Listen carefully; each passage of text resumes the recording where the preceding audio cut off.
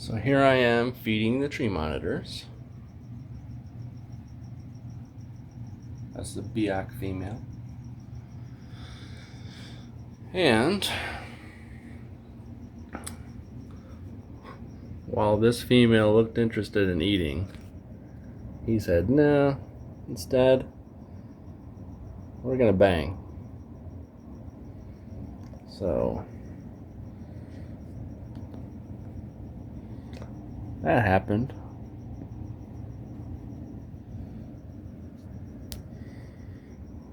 This is the third time in the past week or so. So hopefully we end up with another good set of eggs, and in roughly 6 months we can be hatching out some more little babies.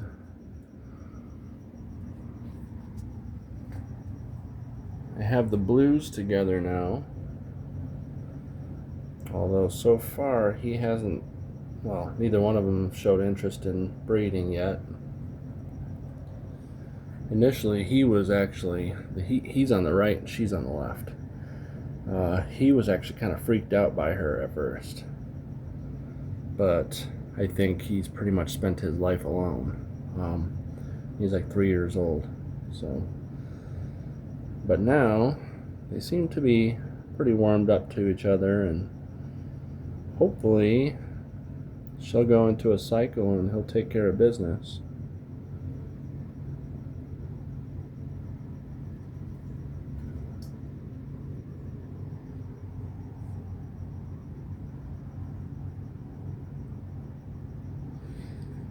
The way I have these enclosures set up,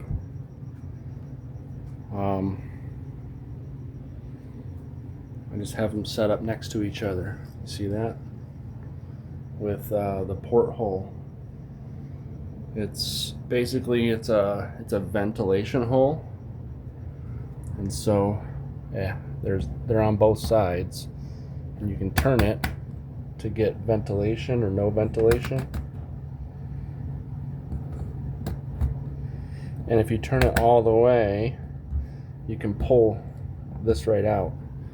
So I basically just put them on backwards where I butt them together, and that way I can introduce them and let them use the full 8-foot width of the two cages when they're together. And that's how I have everyone set up. So the greens have their 2 cages to use, and then once I notice her starting to dig in her nest box, or maybe a little sooner, but essentially once I see her going into the nest box, he'll end up getting locked in on his side and they'll be separated. And then after she lays eggs and everything, I'll probably give them a couple weeks separated still before I ever put them back together. So here we have the Biak. There's the Biak male. Here is a yellow female. I'm hoping to be able to pair her up within this year at some time, maybe fall, winter. She's getting there. And then here's the yellow male. And then here's a second yellow female. She's this girl has at least 1.5 years, probably. Minimum 1 year before she'll ever be able to pair, but maybe more like 1.5 years. So I'll just kind of feel things out and see if I can get away with using the one male for both girls, or if it's best to just get a second yellow male. But yeah, so I have the 4 pairs. I have the extra yellow female, Down here is where I have one of my green babies left, which is already spoken for now. So I was gonna keep one. I was gonna keep one and grow it up, and everything. But I'm pretty much, since I went ahead and I, kind of went hard adding all these guys. The space is pretty much full. I can fit a yellow male next to this yellow female, and then the drum set is gonna go. That's all the cricket stuff I was feeding. There's the dog. So this drum set's gonna move to the other side of the basement, on the other side of a wall over here. I have a wall separating everything. Actually, basement's a mess. I gotta do some work over here, cleaning, organizing. This area here, I have a turtle. I'm starting to set up green tree pythons on this wall. These are enclosures for green tree pythons, but I have some green tree python females over on the other side where I'm going to put the drums that are in quarantine. To be perfectly honest, I'm probably going to sell that drum set and get an electric kit with everything that's going on down here. That door is the ball python room. So that whole room, that's the ball python room. And then my freezer filled with frozen rats and mice for supplementation, essentially. So the ball python room is pretty much full. I was thinking about, I might add another breeder rack back in that corner, get the coconut going somewhere. I'll have to find a place to store that. But if I do that, then this little corridor here, I'm gonna end up, like I said, I'm gonna be stacking up green tree pythons here. This might have to go, and ball python babies could end up on the wall here. Maybe figure out something with the turtle to use that wall space, I don't know. But yeah, that other side of the basement is kind of where I have shipping supplies or some bulk crap. Again, I gotta do a bunch of organizing on Christmas junk that I might move out to the garage.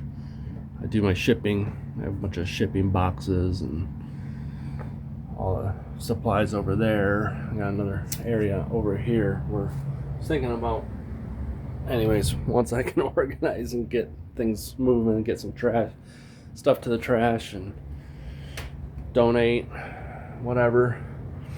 I got a bunch of tubs I gotta clean.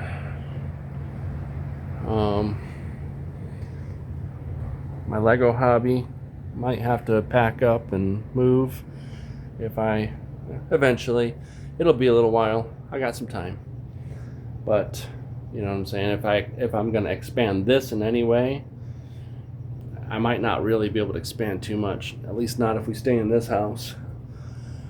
But maybe a yellow male.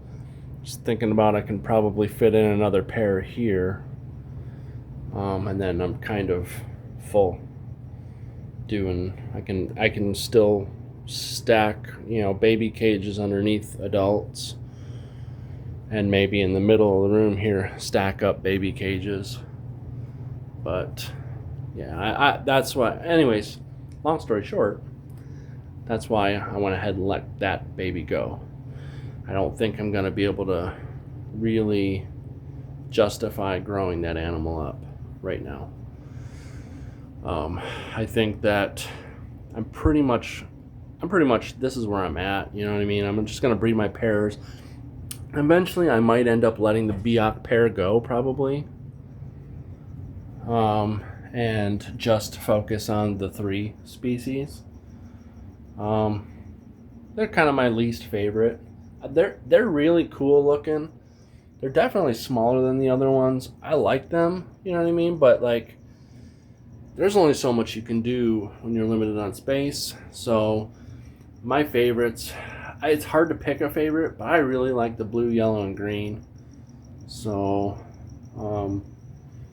I probably will end up just, I'll maybe breed these guys a little bit, sell the babies and kind of use those funds to help, push progress with my program, and then eventually let them go as I progress, all these guys.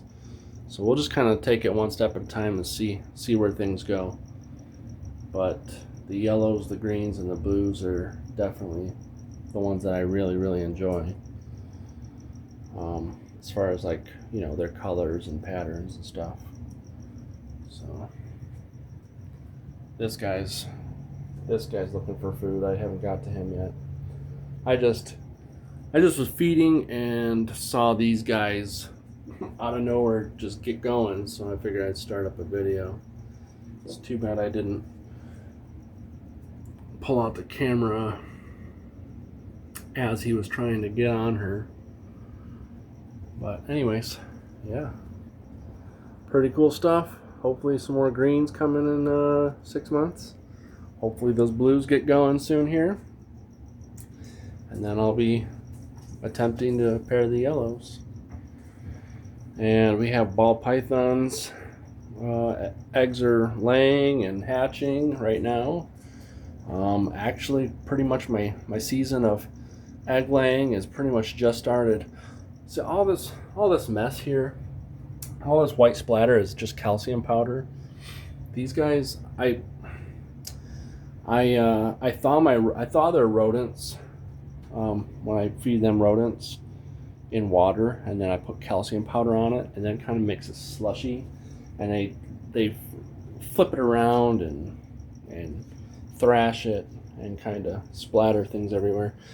That mixed with on the inside, I have the misters. They mist all over the window, and with the dust and everything, it just kind of, nothing stays clean.